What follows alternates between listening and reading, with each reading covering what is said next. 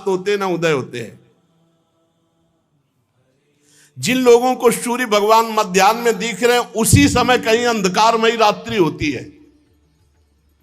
सूर्य भगवान जब इंद्र की पुरी से यमराज की पुरी को चलते हैं तो 15 घड़ी में 2.25 करोड़ 12.5 लाख और 25,000 योजन इस रफ्तार से चलते हैं। 15 घड़ी में 2.25 करोड़ 12.5 लाख 25,000 योजन यात्रा तय करते हैं। बहुत रफ्तार की भगवान सूर्य की गति है। इसी क्रम से वरुण और चंद्रमा की पुरियों को पार कर इंद्रपुरी में पहुंचते हैं। इस प्रकार चंद्रमा आदि अन्य ग्रह भी ज्योतिष चक्र में अन्य नक्षत्रों के साथ उदित और अस्त होते रहते हैं। भगवान सूर्य का वेदमय रथ एक मुहूर्त में 34,800,000 योजन की रफ्तार से चलता है। एक मुहूर्त में, बहुत छोटा समय मुहूर्त होता है, 34,800,000 योजन की रफ्तार से चलता है। आज तक हमें लगता है कोई ऐसी गाड़ी नहीं बनी होगी, कोई हेलीकॉप्टर या कोई भी वाहन नहीं बना होगा। नहीं, ऐसा नहीं बना होगा कि एक मुहूर्त में 34,800,000 योजन, कोई नहीं। चलते श्रीमद् भागवत महापुराण वर्णन चल रहा है। भगवान श्री सुखदेव जी संपूर्ण ब्रह्मांड का वर्णन कर रहे हैं। पहले तो द्वीपों का वर्णन किया, अब उन द्वीपों के मध्य में एक विशाल पर्वत है जिसका नाम लोकालोक पर्वत है। ये पृथ्वी के सब और सूर्य आदि के द्वारा प्रकाशित और अप्रकाशित प्रदेशों के बीच में उनका विभाग करने के लिए ये विराजमान लोकालोक पर्वत। सूर्य भगवान जैसे जैसे इस चक्कर लगाते हैं इस पर्वत का, तो जिधर होते हैं उधर दिन होता है और पीछे रात होती है। मेरु पर्वत से लेकर मानसोत्तर पर्वत तक जितना अंतर है उसके बीच में शुद्धोदक समुद्र है, शरबत का समुद्र। पीछे सुनाया गया था घी का, मदिरा का, दूध का, दही का, ऐसे पर समुद्र। यहां शुद्धोदक जो अपने यहां है वो क्षार नमक का। मेरु पर्वत से मानसोत्तर पर्वत तक शुद्धोदक समुद्र, बहुत ही पवित्र और मीठा जल, शरबत की तरह। उसके आगे जो भूमि है वो स्वर्णमयी भूमि है। वहां कोई वस्तु गिरेगी तत्काल अंतर ध्यान हो जाएगी, इसलिए वहां कोई मनुष्य नहीं जा सकता, सिर्फ अंतर ध्यान शक्ति संपन्न सिद्ध या देवता जा सकते हैं। यही मृत्युलोक में ही है लोकालोक पर्वत। उसके आगे की भूमि स्वर्णिम है, सोने की है। वहां कोई वस्तु गिरे तो तत्काल अंतर ध्यान हो जाएगी, वस्तु नहीं दिखाई देगी। वहां कोई व्यक्ति नहीं जा सकता, केवल अंतर्धान शक्ति संपन्न देवता जा सकते हैं या सिद्ध जा सकते हैं। लोकालोक पर्वत सूर्य आदि से प्रकाशित और अप्रकाशित भूभागों का बीच है। त्रिलोकी में यह सीमा स्थापित की गई है लोकालोक पर्वत की। इतना ऊंचा और लंबा है कि इसका ऊपरी भाग ध्रुवलोक को स्पर्श करता है। लोकालोक पर्वत का ध्रुव पर्यंत समस्त ज्योतिर्मंडल की किरणें प्रकाशित होती हुई हैं। तो एक ओर जब प्रकाश होगा तो दूसरी ओर अंधकार। सूर्य कभी अस्त नहीं होते, भगवान सूर्य कभी अस्त नहीं होते।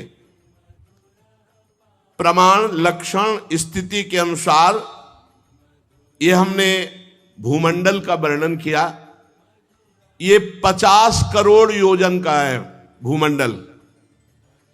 जहां पृथ्वी है ये मिट्टी की, जिसमें मनुष्य पशु पक्षी सब रहते हैं, ये 50 करोड़ योजन, एक योजन को मतलब 4 को 50 करोड़, तो 5 को है। हाँ, 200 करोड़, 50 करोड़ का मतलब 200 करोड़ कोस। ये पूरी भूमि है जिसमें मनुष्य वास करते हैं। 12.5 करोड़ योजन का लोकालोक पर्वत है बीच में जो है, उधर स्वर्णिम भूमि, इधर भूमि ये उपजाऊ। 4 दिग्गज ऋषभ, पुष्करचूड़, वामन, अपराजित, ये महान दिव्य गजराज चारों दिशाओं को रोके हुए विराजमान है।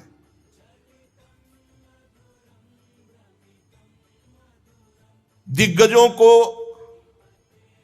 इंद्रादि लोकपाल लोगों के कल्याण के लिए विराजमान किए हुए ये दिग्गज सर्वांतर्यामी परम पुरुष भगवान विश्वक्सेन इनको अपार सामर्थ्य दिए हुए हैं। योग माया से रचे हुए भगवान के भूमंडल का वर्णन हुआ। सूर्य की स्थिति, वैसे विज्ञान कहता है कि भूमि घूमती है, लेकिन हमारा शास्त्र कहता है कि सूर्य चक्कर लगाते हैं। पृथ्वी के बीच में जो ब्रह्मांड का केंद्र है, ब्रह्मांड गोलक, वो 25 करोड़ योजन का है। 25 करोड़ योजन का है। 50 करोड़ भूमि योजन ये है। उधर तो स्वर्णिम भूमि है लोकालोक पर्वत के, वहां देवता या सिद्ध अंतर ध्यान शक्ति संपन्न जा सकते हैं। और इस को प्रकाशित करते हैं, इसलिए भगवान सूर्य का नाम एक मार्तंड हुआ। हिरण्यमय ब्रह्मांड ये भगवान विराट से प्रकट हुआ, इसलिए इसे हिरण्यगर्भ भी कहते हैं।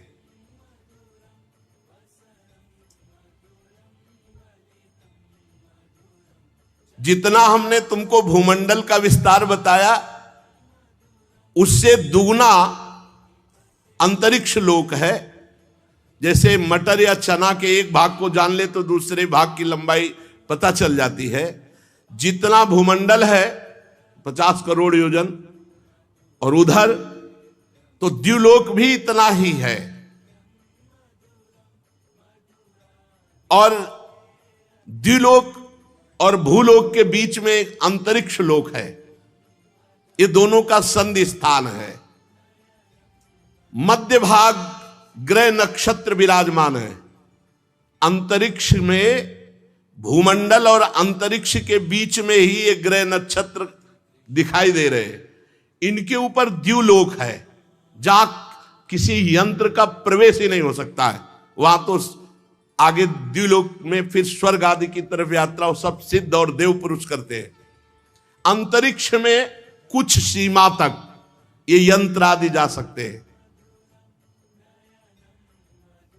भगवान सूर्य उत्तरायण और दक्षिणायन इस गति से चलते हैं।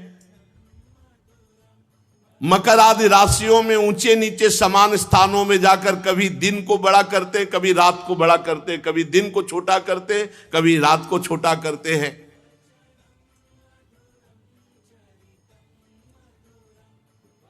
पंडित जन बताते हैं, पंडित माने ज्ञानी जन, मानसोत्तर पर्वत पर सूर्य की परिक्रमा का मार्ग 9 करोड़ 51 लाख योजन है। एक राउंड 9 करोड़ 51 लाख योजन। मेरु पूर्व की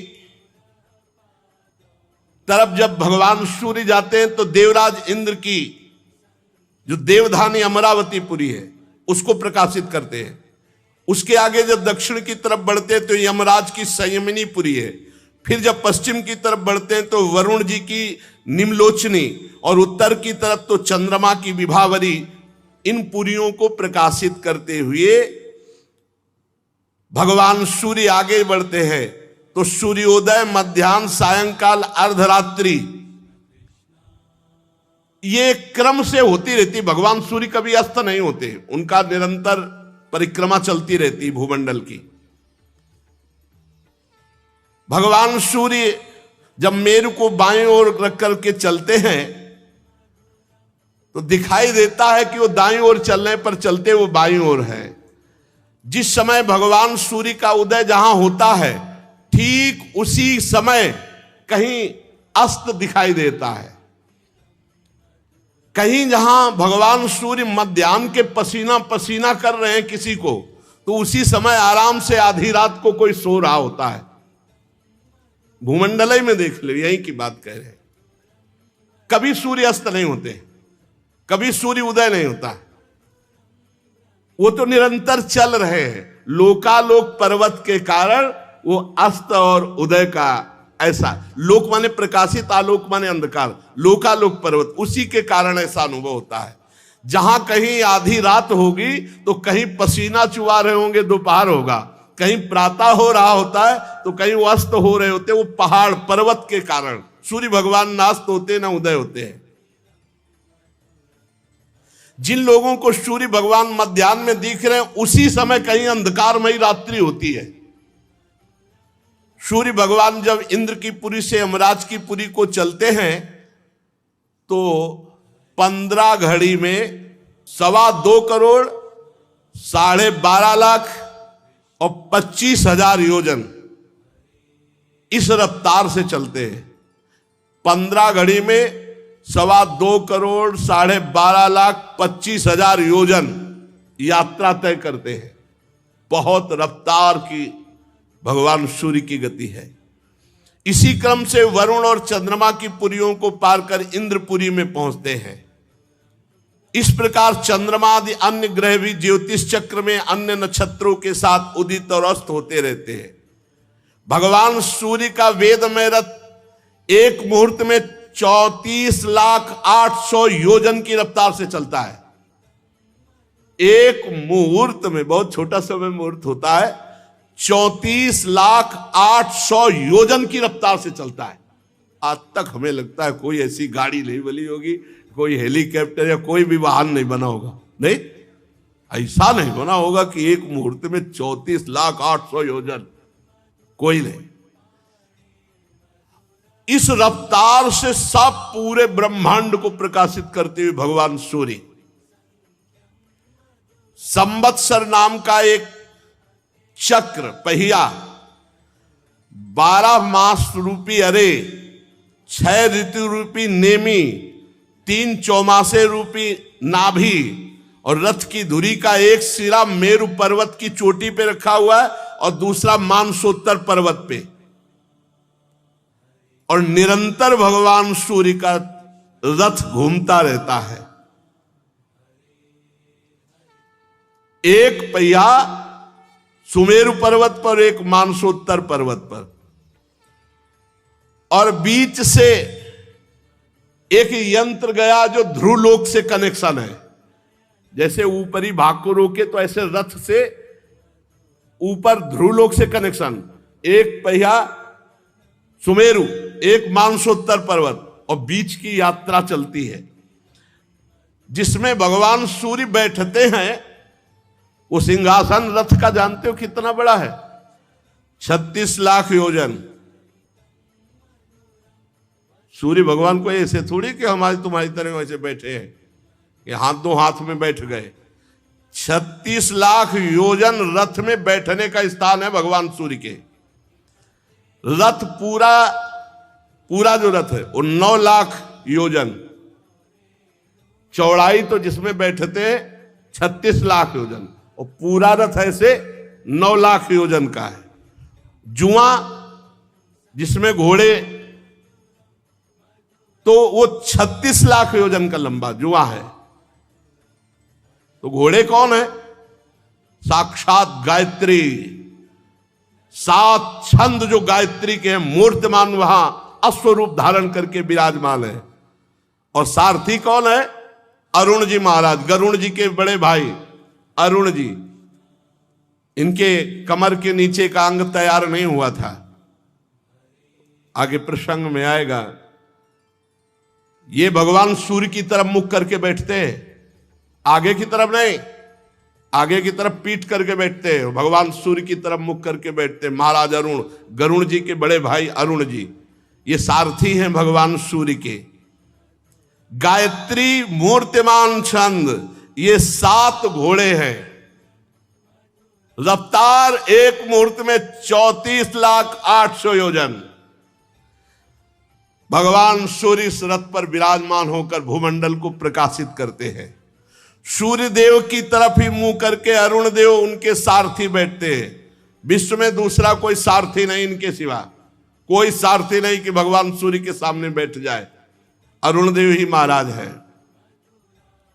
माता की गलती के कारण नीचे के अंग तैयार नहीं हो पाए थे, आगे प्रसंग आएगा तो कहीं। और 60,000 ऋषि बाल खिल्ले ये स्तुति करते हुए चलते हैं। 60,000 बाल खिल्ले ऋषि ये भगवान सूर्य के रथ में भगवान सूर्य की स्तुति करते हुए चलते हैं।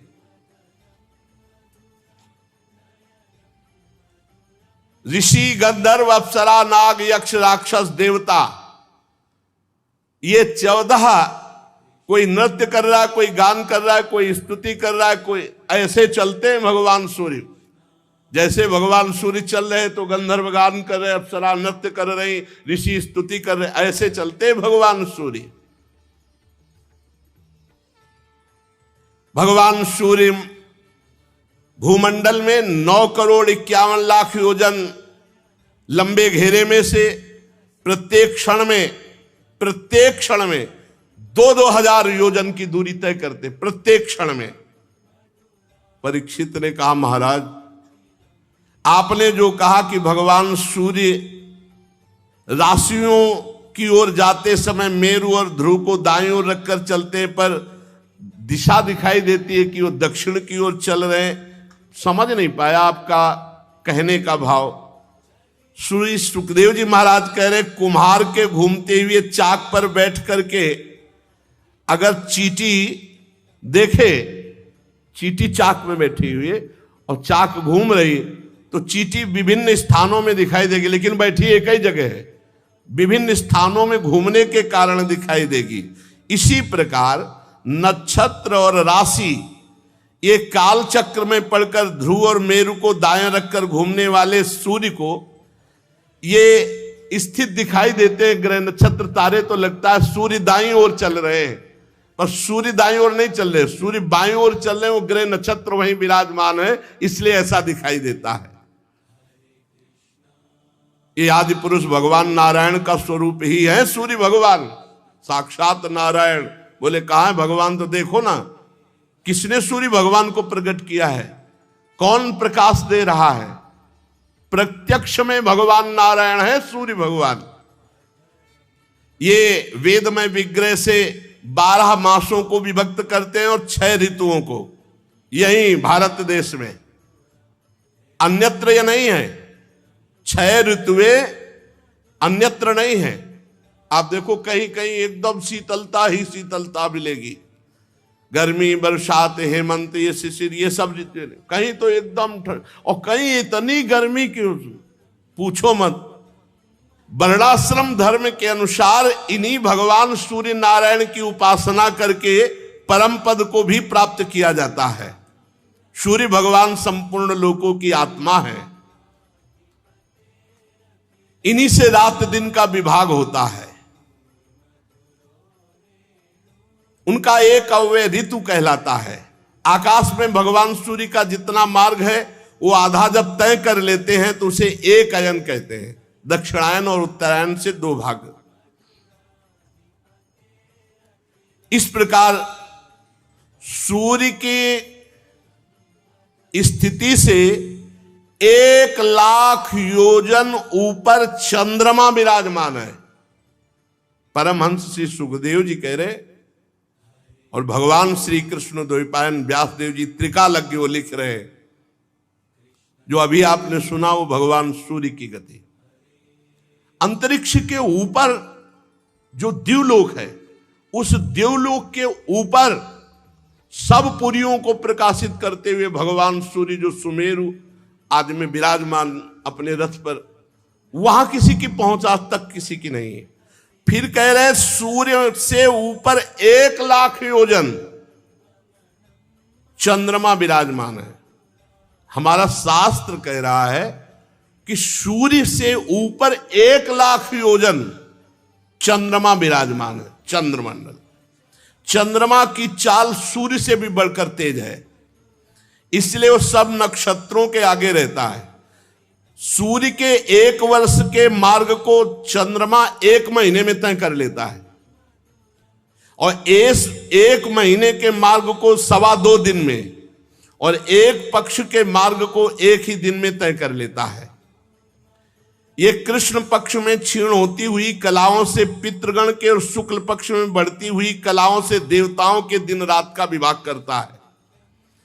30-30 मुहूर्त में एक नक्षत्र को पार करता है। ये अन्नमय अमृतमय होने के कारण समस्त जीवों की प्राण और जीवनी शक्ति को बढ़ाता है। चंद्रमा 16 कलाओं से युक्त है।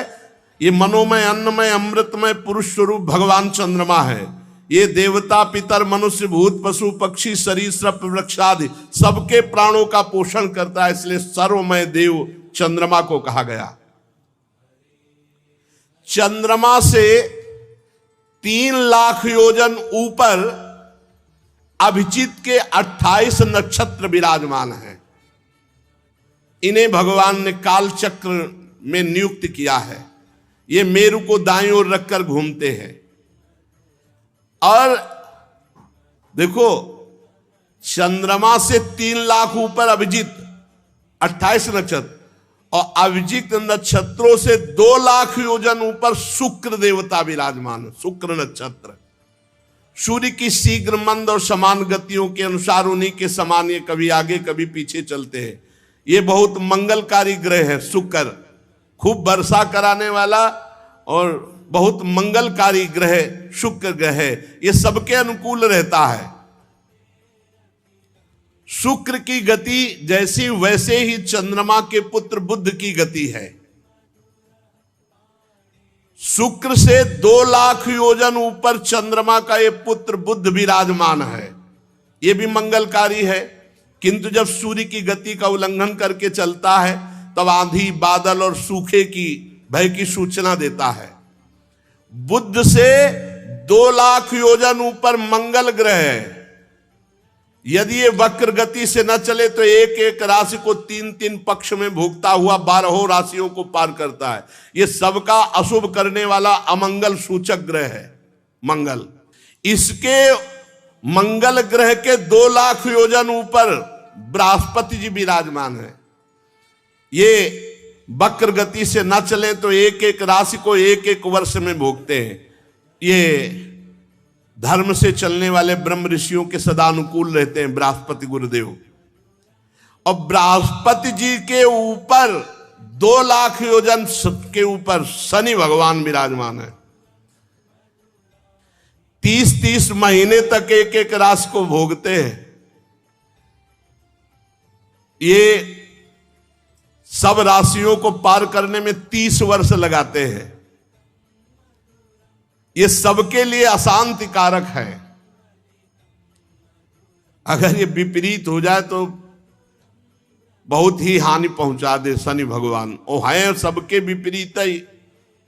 भगवान का भजन कर ले तो इनकी विपरीतता काम नहीं करेगी, और अगर भगवान का भजन नहीं करोगे तो ये है जैसे मंगल है और शनि है मानो जेलर, जो बुरा करेगा बहुत, और भगवान की शरण में रहोगे तो सब मंगल करेंगे। जो पे कृष्ण चरण मन अर्पित तो करी है का नवग्रह रंक, हरिवंश महाप्रभु कहते। और शनि भगवान से 11,00,000 योजन ऊपर सप्त ऋषि विराजमान है। ये ध्रुवलोक की परिक्रमा करते रहते हैं और सब पूरे विश्व का मंगल करने की भावना रखते हैं। सप्त ऋषियों से 13,00,000 योजन ऊपर ध्रुवलोक विराजमान है। चरम सीमा है ये ऊंचाई की। ये आकाश जो देख रहे हो ना, ये अनंत है। ये सीधा ऊपर लंबाई है, किसी की पहुंच नहीं, किसी की पहुंच नहीं। भगवान विष्णु का परम पद जो ध्रुव जी को मिला, ये सप्त ऋषियों से 13 लाख योजन ऊपर है। अगर सब जोड़ किए जाएं तो होश उड़ जाएंगे कि ध्रुव जी कहां विराजमान है। बहुत ऊंचाई पर सबसे उत्तानपाद के पुत्र परम भक्त जहां ध्रुव जी विराजमान है, तो अग्नि देवता, इंद्र देवता, प्रजापति, कश्यप, धर्म, सप्त ऋषि, ये सब प्रदक्षिणा करते हुए प्रणाम करते रहते हैं ध्रुव जी को। कल्प पर्यंत रहने वाले लोक इन्हीं के आधार से स्थित है। जैसे किसी यंत्र के द्वारा बीच में किसी को रोका जाए, ऐसे भगवान सूर्य के रथ का कनेक्शन है ध्रुव लोक से, ऐसे ऊपर से पकड़े हुए और दो इधर बीच में पूरा राउंड मारते रहते हैं। सदा जागते रहने वाले अव्यक्त भगवान काल के द्वारा ग्रह, नक्षत्र, ज्योतिर्गण ये निरंतर घुमाए जाते हैं, पर ध्रुव लोक आधार स्तंभ की तरह रहता, कभी नहीं घूमता, सब इनकी परिक्रमा करते हैं। कोई भगवान की योग माया से युक्त, इसे शिशुमार चक्र भी कहते हैं, जो ध्रुव जी की परिक्रमा करते हैं। ध्रुव जी का लोक जो वर्णन है, परीक्षित, कुछ लोगों का कथन है कि सूर्य से 10,000 योजन नीचे राहु नक्षत्र घूमता है। यह देवत्व को प्राप्त हो चुका है। समुद्र मंथन के समय जब अमृत निकला था तो इसने चोरी चोरी पी लिया था। ये सिंगिका का पुत्र असुराधम इस पद के योग्य तो नहीं था, पर इसने देवत्व प्राप्त कर लिया राहु ने, क्योंकि भगवान दैत्यों की तरफ देखकर ऐसे मुस्कुराते हुए पिलाते चले जा रहे थे, तो इसने देखा कि मामला तो गड़बड़ है, कलश तो पूरा उलटने वाला है। तो सूर्य चंद्रमा के बीच में होकर तो कहा, भगवान ये तो पी लिया, तो अभी गले के नीचे नहीं ले जा पाया था, सुदर्शन चक्र से उड़ा दिया, तो ऊपर का देवत्व को प्राप्त हो गया। इसका वर्णन हम आगे करेंगे। सूर्य का जो ये अत्यंत तपता हुआ मंडल है, ये 10,000 योजन का है। सूर्य नहीं, सूर्य तो आप देखे जितने में बैठे थे, मंडल तेज ये 10,000 योजन का, 10,000 योजन का। चंद्रमा का मंडल 12,000 योजन का है और राहु का मंडल 13,000 योजन का, इसीलिए वो ऊपर छाता है तो सूर्य और चंद्र ढक जाते हैं। अमृत पान कर किए हुए राहु ये देवताओं के समान हो चुका है, क्योंकि अमृत पान कर चुका है। चंद्रमा और सूर्य के बीच में बैठा था, तो चंद्रमा और सूर्य ने ही पोल खोल दी, भगवान ये तो दैत्य है, तो तुरंत सुदर्शन चक्र से, तो उस दिन से वैर भाव रखकर अमावस्या और पूर्णिमा को चंद्र ग्रहण और सूर्य ग्रहण ये करता है। और ये बड़ा है, मंडल इसका बड़ा है 13,000 का, तो इसलिए ढक लेता है। तो सूर्य और चंद्रमा से वैर करने के कारण भगवान ने सुदर्शन चक्र को आज भी नियुक्त कर रखा है सूर्य और चंद्रमा की रक्षा के लिए। तो ये डरता रहता है, केवल चंद्र ग्रहण और सूर्य ग्रहण जो अमावस्या पूर्णिमा को होता है भगवत विधान से उतने ही समय के लिए नहीं, हर समय डरता रहता है। निरंतर सुदर्शन चक्र घूमता रहता है और रक्षा करता रहता है सूर्य और चंद्रमा की। राहु उद्युग्न नहीं कर पाता, नहीं उद्युग्न कर दे सूर्य और चंद्रमा को, इतना बलवान है ये। सुदर्शन के